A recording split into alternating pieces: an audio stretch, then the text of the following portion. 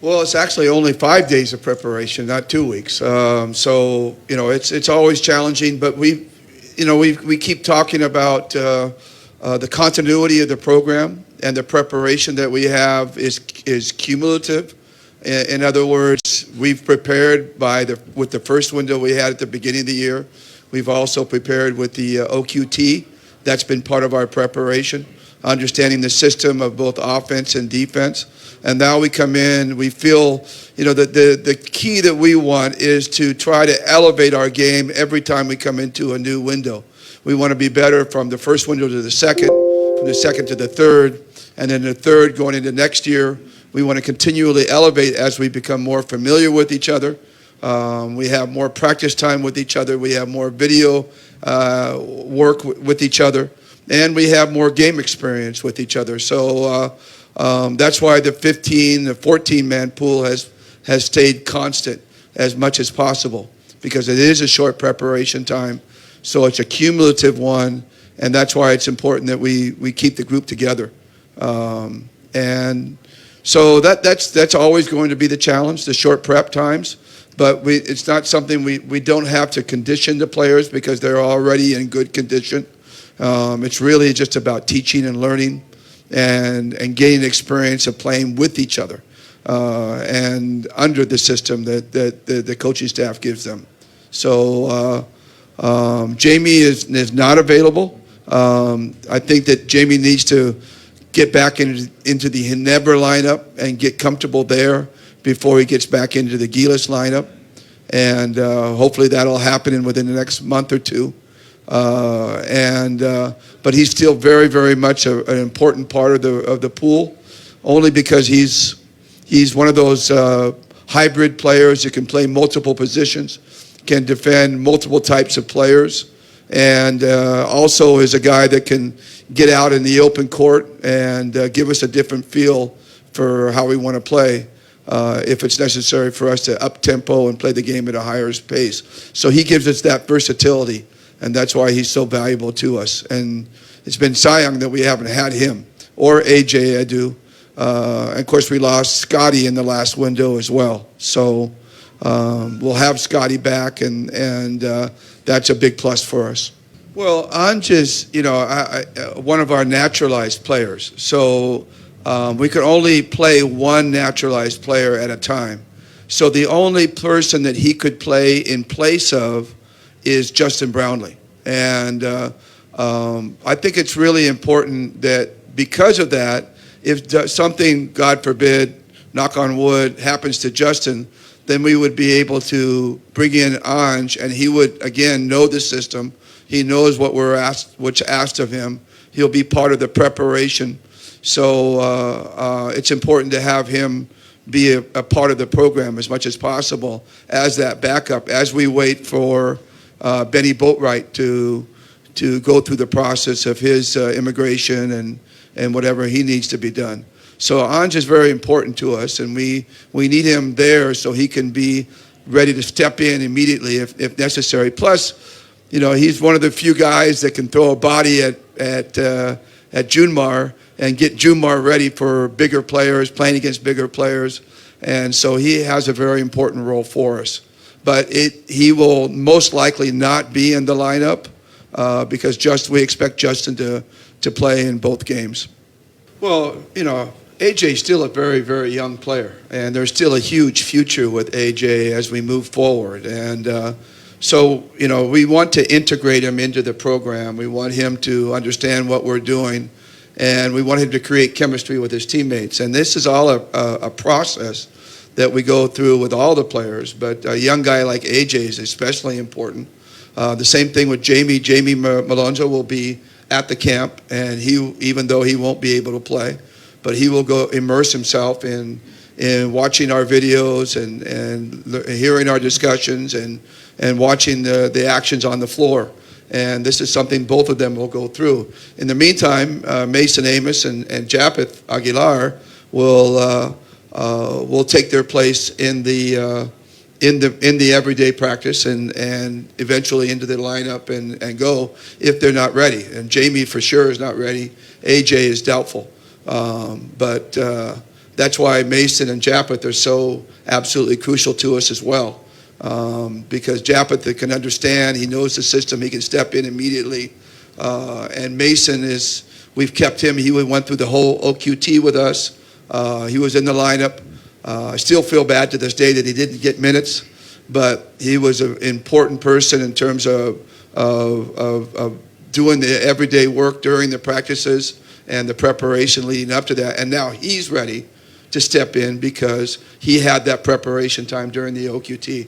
So it's all about preparation, really. And if we get someone like AJ who skips this time, then it's just that much more he has to learn when he comes back in February when we go to Thailand and New Zealand to play.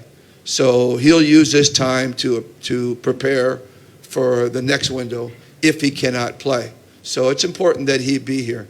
Let me just add, if I may, this is really a trial year for us. You know, this whole program that we've done this year has been a trial to see what works, what doesn't work.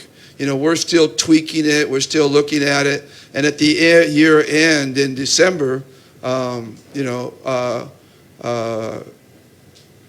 and Erica will reassess everything that's gone on, and we'll work from there. So we're still, trying to figure things out, how big the lineup should be, who should be in it, whether the coaching staff is the right group to do this and move forward.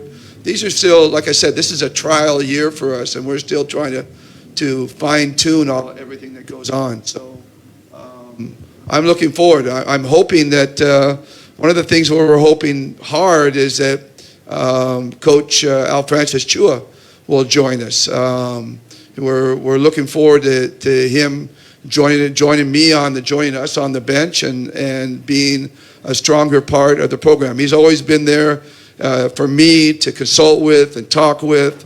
And of course, we had that great run in the Asian Games, which was fantastic. It was great having him there on the bench, motivating the players. He's such a great motivator. And so we're hoping that that's one of the things that we hope to enhance the program with his presence. I'm not sure, I guess we're still working on it, but it's something that I'm really hoping that we get. And one of the things that we're hoping to go forward with is that his presence, Al Francis's presence. Well, I was just telling that we were saying that I think you're going to see a really motivated Justin come into this New Zealand. I mean, he struggled. We all struggled in this series, and people started thinking he was having injuries or not. It was just a tough, long, playoff going through Morocco and San Miguel, and then having to go against Talkentex and Ronde Hollis Jefferson. It was a tough road, and we kind of limped to the finish line. I think everybody saw us limping and assumed that's the way we are generally, and we're not that.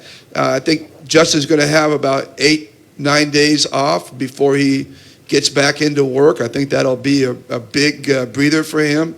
But after talking to him after the finals, he's highly motivated. And when you see Justin highly motivated, we've seen him highly motivated in the past in what he can do. So I don't think anybody has anything to fear about Justin. He's ready.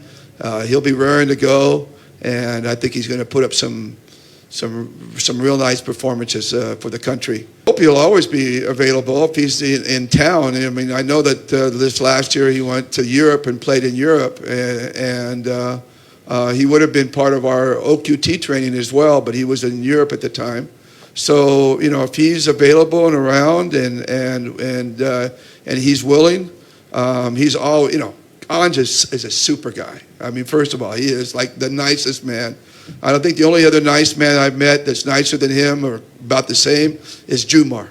I mean, Anj and Jumar are two really, really gentle giants, and they're a joy to be around. They're a joy to have around. So Anj is only going to enhance everything that we do. He's a hard worker. He brings it every day in practice. He's going to make us all better. So yeah, we'd like to have Ange as long as he's willing, prior to meeting up with New Zealand if we could. But we don't have anything on the docket right now. We're still considering things. I don't know if we're really going to have the time to do like we've done in the past, to field sports, practice in front of the players. We only have 5 days of preparation this time, so the 5 days are really, really crucial. Each day and each practice is going to be very crucial for us. And so maybe next time with longer prep, we'll have an opportunity to do that, especially since we're playing here at home, so it doesn't seem that that's as important as it was if we're going, overseas and nobody gets a chance to see us. Maybe the next window, when we're going to Taiwan or New Zealand, we'll work a little harder on trying to get some opportunities for fans to see us before we leave. That's the difficult part is that they do have a new coach, and so their system's going to change a little bit. They're bringing over a little different personnel than they have from the past years, and they're a little different from the World Cup, the team that came over here in 2023.